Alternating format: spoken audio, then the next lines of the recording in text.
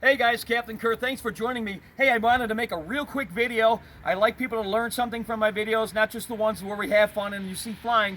But we had a guy come in, he got home, he came in for his training, but he got home and he couldn't start his machine. He thought the ignition had quit, he didn't know what was wrong, and thank God he did the right thing and brought it up here. But before he came back, he said he couldn't pull the cord and it wasn't starting, he didn't have any spark.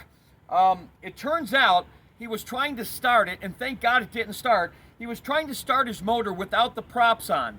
You never want to start a belt-driven motor with the props off. I'm talking about the machines that don't have a clutch. Some of the smaller models have clutches. You can start them without the props on, but you don't want to rev them up. But on these, you're going right from the crankshaft to the upper pulley, which runs the props. When you don't have props on and you start that motor up, it will over-rev.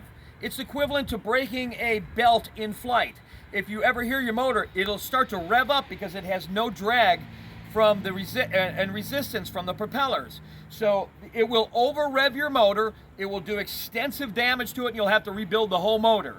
So never, ever try to start your belt-driven motor that doesn't have a clutch without the propellers on. And I've had guys literally go home and they got their stuff built, and before it was all built and before they put the props on, they started it and they were unable to shut it off because once you have it revving for too long and you hit the kill switch, it's already dieseling. It's running on its own heat and its own compression, and so it doesn't shut off.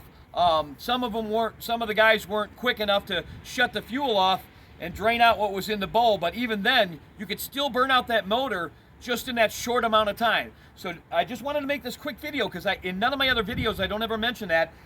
Don't ever start the motor without the propellers on. It acts as a flywheel. It's also easier to start. So I just wanted to share that with you. I want to thank you for joining me.